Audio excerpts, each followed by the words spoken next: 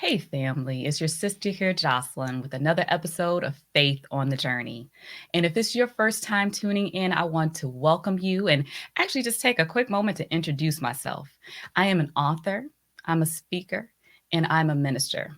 And my mission here is to help you to get unstuck in areas of your life where you had painful events that took place and you need healing in those areas. And we're going to do that as a community. Faith on the Journey is a place that you can go to for support, to strengthen your faith, and to find other valuable connections with other believers. And so we're excited to have you join us today. And I'm also grateful to have a special guest join us on the show, a sister in Christ who hails from Canada. And she is also an author. She is also a speaker. She is a songwriter, from what I hear. And she is the best selling author of the book, Living Proof. And so, Judy, we welcome you to the show. Thank you so much for being here with us today. Thank you, Jocelyn, for the privilege of joining you. Thank you. I'm excited to be Yes. here. Yes, I love your energy, Judy. And I just love the work that you're doing, especially through your new book. But before we get into that, I actually want to take some time just to introduce our viewers and listeners to you and learn a little bit more about your backstory, because you are living proof of a lot of things, is what I've learned. And you've gone through quite a bit and you've experienced a lot of trauma in your life over the years. And so I just want you to take a moment to talk about some of the experience with trauma that you had in your childhood. How did that affect your life growing up? Well, there were several actually traumatic events, and I didn't realize it as a child. But certainly growing up, I didn't know that there was a name to it called trauma. And my first, I think, earliest childhood trauma was really surviving a childhood hanging. Although it was accidental, it was a near fatal accident. And I jumped out of a tree one day that I had jumped out of thousands of times, but I didn't see the ropes that were tied to the limbs that day. And I jumped out, and the ropes literally caught my neck, and I hung. And my grandmother, God bless her, we lived on a big farm, so we had two big houses, lots of yards. She was in a big yard, quite a distance away, in the garden, and she happened to look up and she saw me swinging. My grandma ran through the garden, through another yard, another driveway, and another yard, and cut me down. That was extremely traumatic. And I mean, my only point of reflection in that particular event, the hanging, was that what would have happened had Grandma Bondi not been outside that day, or what would have happened had she not looked up. And as a child, that reflection alone was trauma. That reflection alone was traumatic. I think certainly another very traumatic for me, because again, I'm very young, was the shock of losing my best friend on her way out to my home. She was killed on her way out to my house. That was very significant because she was my best friend. That was actually the first funeral I sang at, believe it or not. God is amazing. But my grandmother, who saved me that day at the tree, Jocelyn, also died. And that was extremely traumatic for me because she lived right next door, and we grew up with grandma and grandpa. And then again, certainly probably one of the most traumatic for me growing up was my father dropping dead. And I hate that term, but that's exactly what happened. He dropped dead, and we were kids. So that was extremely traumatic for me. And and certainly losing my mother at very young, as well as seriously a near fatal accident in the mountains of Bariloche, Argentina. With a lot of trauma, but I didn't know that that's what it was. The analogy, how did that affect me? You asked, Jocelyn, and that was pretty much the pain was trapped. That I look at it, reflect on it now. There was a lot of pain, and it was trapped. I didn't know what to do with it.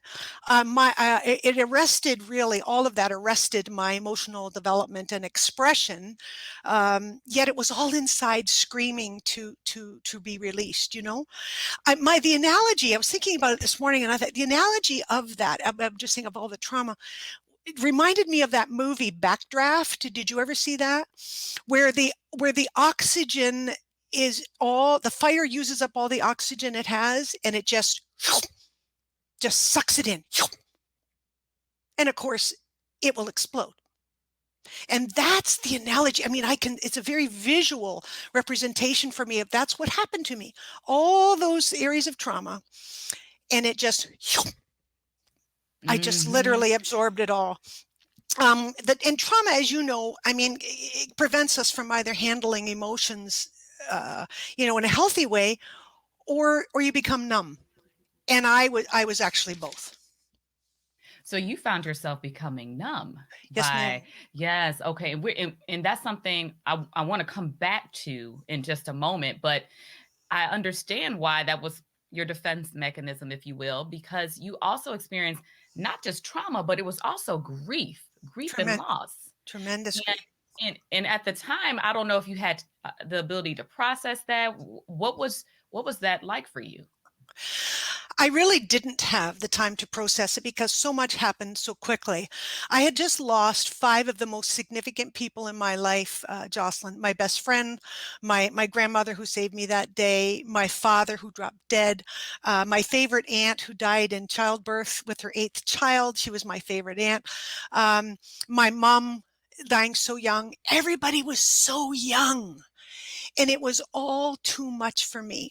I didn't know what to do with it. I did not know how to deal with it. I didn't know where to put it.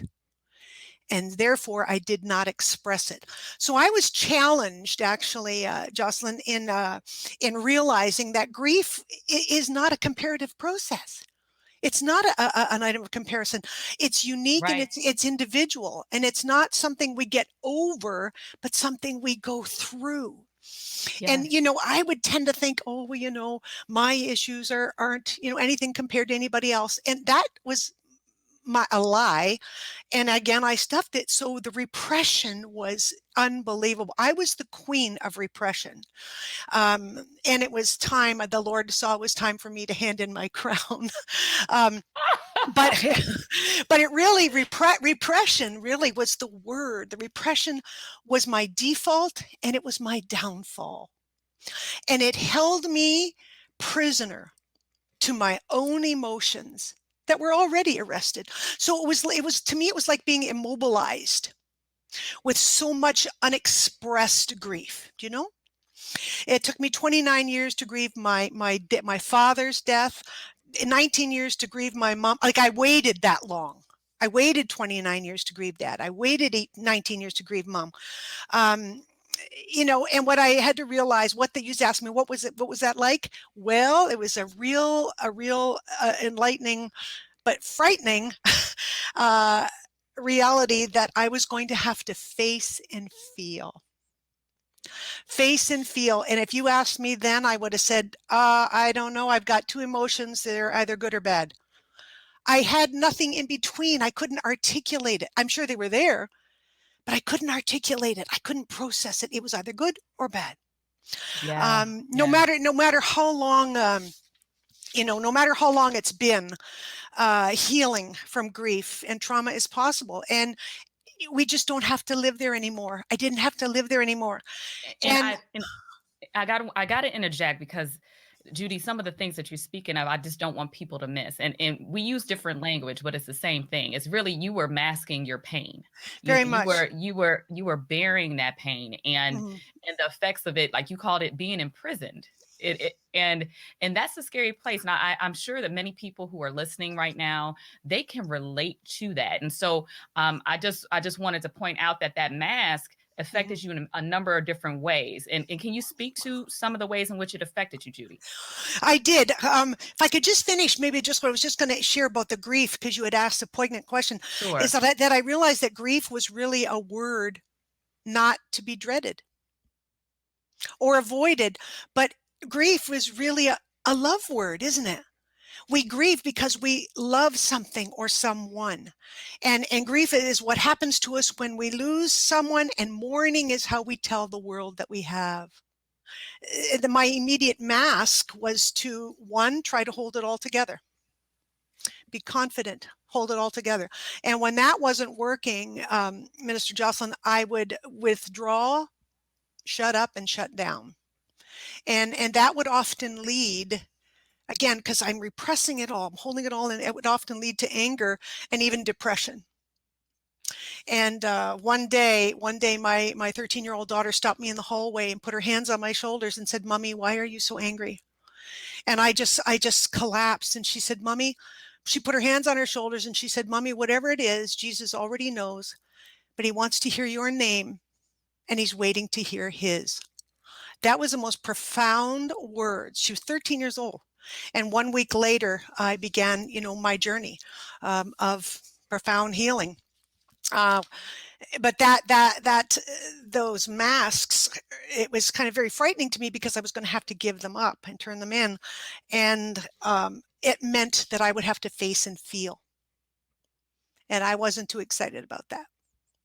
I'm But sure yeah, you weren't. no, I wasn't. I was not. Yeah, so and I mean that is something that you probably were taught to wear over for so many years, Judy. Like many of us were taught to wear, but eventually it sounds like you had to really backtrack on some things and realize how some life events really affected you. And I know I kind of skipped ahead, but let me I was reading your story, and even as an adult, you dealt with some traumatic things. Like you dealt with some trauma in your 20s, and eventually like you realize the seriousness of the trauma even later on. So can you just do me a favor and kind of revisit some of the things that took place there in your process of working through that? Yes, thank you. I was about 25 years old and I'd only been married a couple of years. And I had developed what is called chondromalacia patella. It's a gradual softening and deterioration of the kneecaps. And all that fragmentation would, cause tremendous swelling and incredible pain and diminished mobility. And so I ended up in the hands of a so-called surgeon. In the book, I call him a sci-fi butcher guy because he was. He had no license.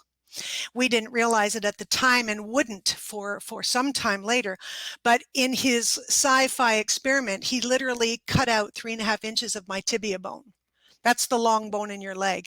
And even a grade 2 realizes that you don't mess with the divine order of what God gave you. You don't mess with that. He also detached my patella tendon. And that was just blue. I mean, the thing is, we didn't discover all these things, and for a long, long, long time later, because he'd done the surgery, and he then fled the city forever. That very same day, that very day. So it seemed like no one knew anything forever. And by the time of discovery, Minister Jocelyn, it was too late for compensation, certainly of any kind, and he was dead. They found him some time later. He died young, etc. But his evil act was against me. I didn't realize at the time he sinned against me and imposed in that evil 40 years of indescribable pain and suffering. And I mean, if the average person tripped on a carpet, it would be relatively insignificant and they'd say, "Oh, darn carpet." Well, I trip on a carpet and I'm hanging over a toilet. You understand? My how I moved determined certainly the level of pain. My physical activities obviously were significantly diminished, but 6 months following that butcher, may I say, I ended up in the hands, praise God, of a renowned world surgeon, very gentle man, gentle spirit, humble man. He came to my bedside following the surgery. This is 6 months later. And he said, and this is a quote, "Judy, when I opened your leg and I opened your knee, it looked like 7 rats had had a feast." Now, Minister Jocelyn, those are pretty crass words from a very gentle man. And I have to tell you something. When he left my room, I was in shock. Hearing those words was the first uncovering of what the butcher really did. Right? Because somebody had gone in and saw. Do you see what I mean? He did all that he could do, but he couldn't undo what had been done. Okay. So I struggled for the next 36 years. And then almost 5 years ago now, 5 years ago, I began a new journey. And again, in the hands of another wonderful surgeon. That renowned surgeon had passed away. Amazing man. But I ended up in the hands of another wonderful surgeon. He's a Christian, and he restructured the bone below the knee. He restructured it. We couldn't move it, but he restructured it, and he put the patella tendon back where God put it in the first place. He said, those are his exact words, and he gave me a new knee, but I don't have the parts to hold it in. I don't have the lateral ligaments. I don't have the muscle. I don't have the kneecap like you, that God created for them to work in cooperation with each other. So for almost 5 years, it'll be 5 in May, my brain has been training parts, Minister Jocelyn, to do jobs that God did not create them to do. So it has been, and I admit to you, a very long, very tedious, and often incredibly frustrating, and also very painful journey. As you know, Did you struggle my with my forgiving limitation. this person? How did you feel when you found this out? There was so much, Minister Jocelyn. There was so much for me to process. I couldn't do it on my own. I didn't know what to do with it. There was shock, betrayal, pain, suffering, my diminished activity, the injustice of it all. I really was a walking inferno. I really was a walking inferno. And there was so much of that. And then all of that I just described can stir up some incredible anger that turned to rage. What was I going to do with that? And well, we were invited to a beautiful cottage for folks in ministry for respite. And it was owned by a beautiful couple who was a missionary doctor and his wife. And he saw me struggling one day on the dock with my mobility, and he arranged and invited for me to come, and they would pray with me. Well, as you know, when you say yes and you walk through the door, God's always got a plan. And your job is to show up, and he will too. Little did I know that my whole story was going to come just spewing out, Jocelyn. I had never, that was the first time, my friend, I had ever expressed. Now, it wasn't pretty, but at least it was coming up and out. And that which I could then begin to process.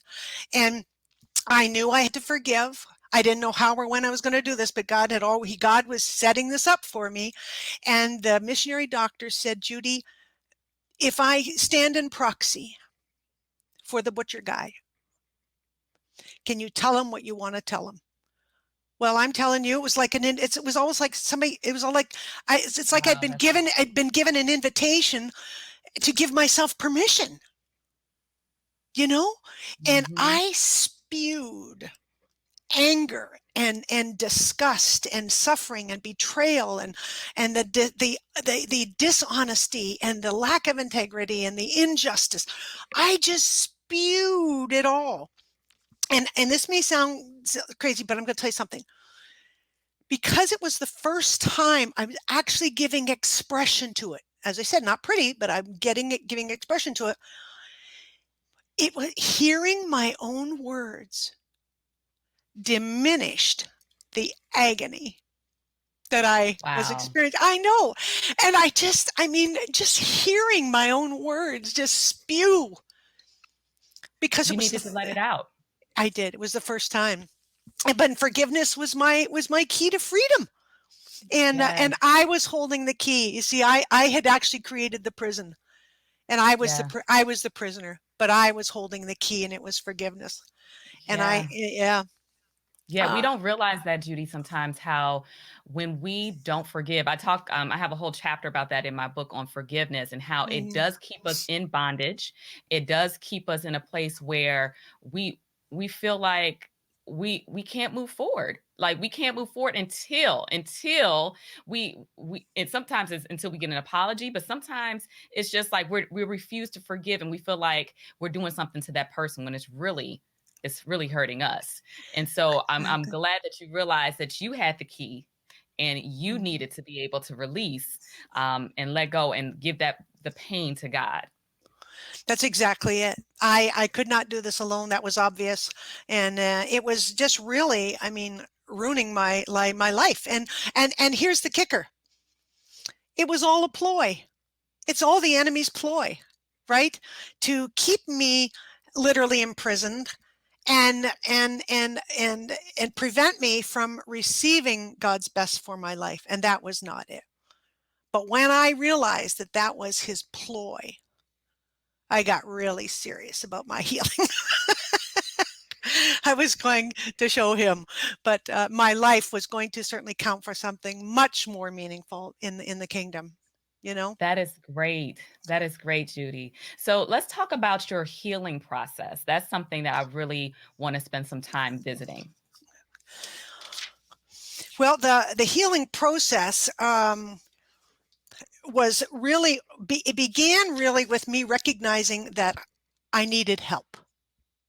That's where it began. I needed help. My message, my mess was not quite a message at that point.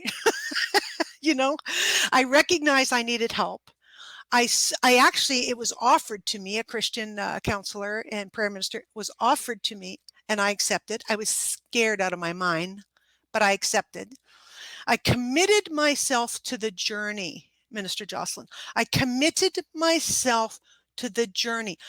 This, I already had a sense this was not going to happen overnight, and that the whole facing and feeling was part of my commitment, and allowing the Holy Spirit to do what he needed to do to surface and resurrect and stir perhaps those memories and those lies and things that I had believed and lived by, you know. So I committed myself to the journey of facing and feeling, and I accepted that it would be a process.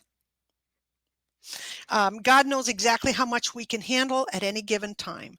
And Christ was not in the business of allowing me to take something to my grave that he'd already taken to his.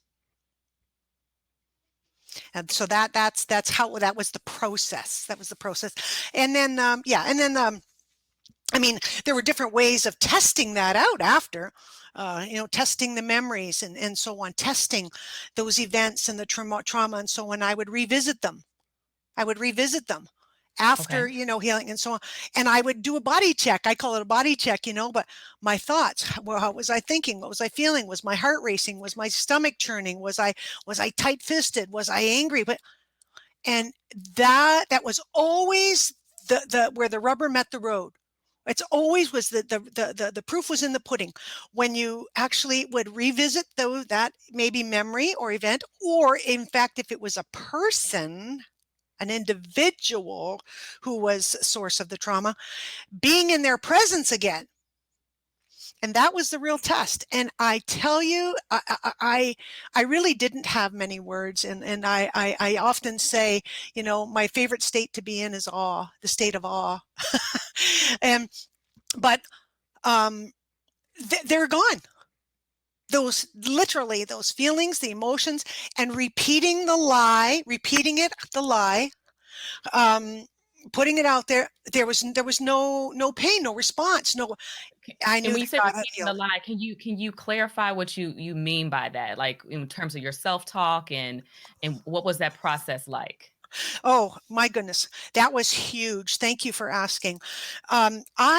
Minister Jocelyn, I really clocked up the miles on the treadmill of stinking thinking. I'm just telling you. Okay.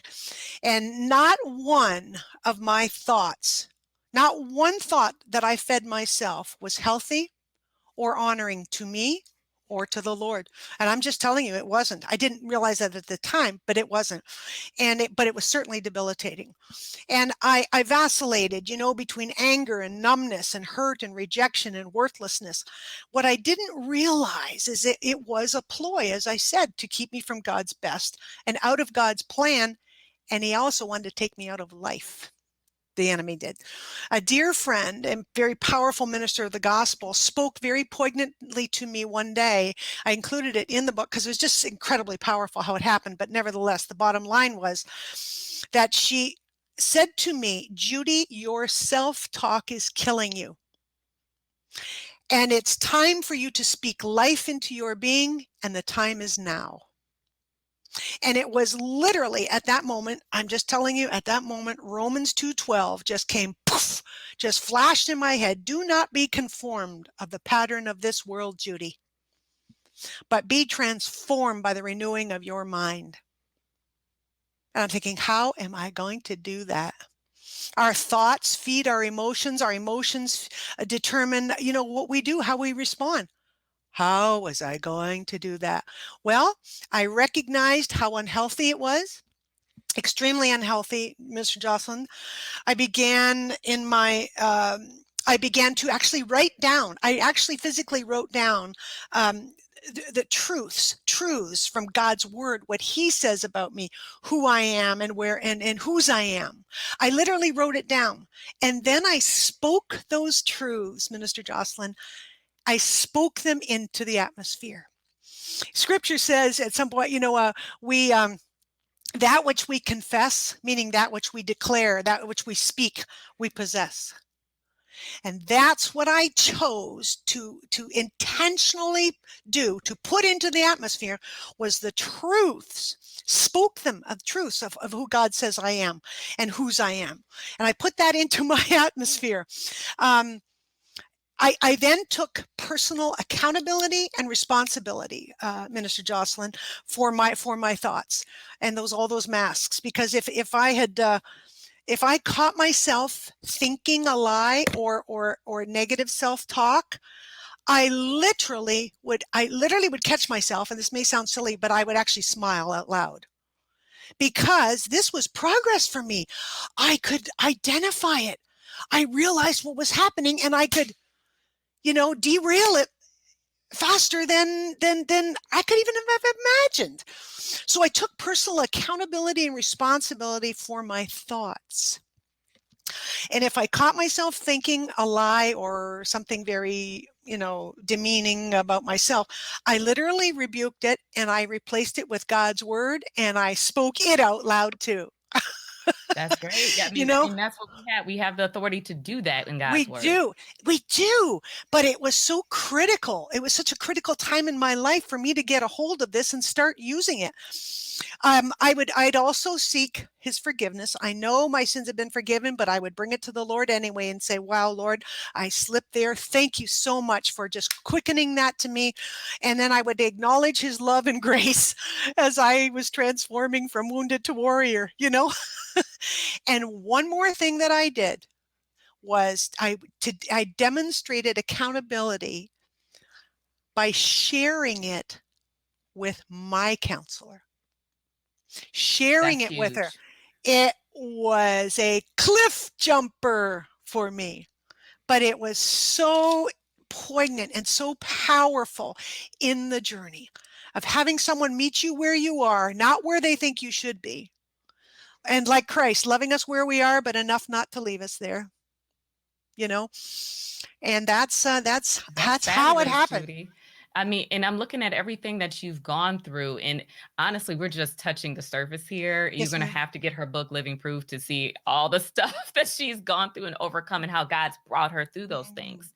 But I'm thankful that you had the courage to remove the mask, to begin your healing process, Yes, ma'am. and then to begin to write your book. And I know a lot of people out here who might be listening, they have books and stories in them that have not been told yet. And I hope Mhm. that by listening to you, they'll be encouraged to share their story as well. But my question for you is what inspired you to write Living Proof, and what is, the main thing that you want to make sure that our listeners get from that book? Thank you so much for that, because Minister Jocelyn, I was not looking for something to do. I wasn't. My life is full and productive, and I'm so in the Lord's kingdom, and I'm so grateful for that. I wasn't looking for something to do. However, over 25 years ago, it was prophesied to me twice, two different places and spaces, that one day I would write my book. And people are just so gracious, and they've been encouraging me and rather emphatically telling me that I needed to get my book out. And I thought, there's something there. Well, even 10 years ago, certainly my own faith maturity wouldn't be what it is today. So since God's timing is perfect, I knew the time was now, and how he unfolded it was phenomenal, because he knew that I knew I needed to know that it was from him. And he did that in a very wonderful way, as you know. But why I wanted to write Living Proof is that When I leave this world, I want to leave something behind that is tangible, measurable, transform, and it has the power to transform and change lives. Not the color of your socks. You can change every day, but I mean your life and people, our destiny and our futures and our eternities. And God is able. He's willing, waiting, and wanting to set us free, Minister Jocelyn. Our emotions, our thoughts, our responses, how we live, how we respond to others, to be Christ-like. We can't live a Christ-like life carrying the kind of trauma and grief and pain and loss and suffering that we do without it being attended to. And that's what I did learn, that if grief and trauma are unattended and not healed, it will destroy your life. It will destroy your life and relationships Yes. and so on. But our pain and trauma doesn't define us. And that's what I want people to know in Living Proof as well, Minister Jocelyn, that it doesn't define us. It's part of our story. It's part of our story. And God will meet anyone right where they are. And he is who he says he is. He can do what he says he can do. And when the world says give up, hope says one more time. And how do I know that? Because I am living proof. Come on with it. That's I it, am. Judy. I am That's living proof. awesome. That's awesome. And where can people get your book? Where can people get a Well, copy of your book? thank you. The book right now is available on Amazon, on the Amazon markets, and it's in ebook and paperback right now. In the spring, I would like to put it in an Audible form, but right now it's on the Amazon markets. Living proof, yeah. Awesome, Judy. And you are just that. So I Bless. encourage you to get the book with the stories in there. I tell you, Thank you'll believe in God after reading your book if you don't. you. And Amen. so thank you for sharing that story. And my last question for you, Judy, Mhm. is this show is called Faith on the Journey. And I always like Mhm. to ask my guests, what does that mean to you when you hear faith on the journey? What does that signify? What a wonderful title for your show. I mean, it's a message in itself. Faith on the journey. Wow. I'm going to say, honestly, I think I'll share that faith knows and believes that no matter what the situation in our lives, the Lord is already there.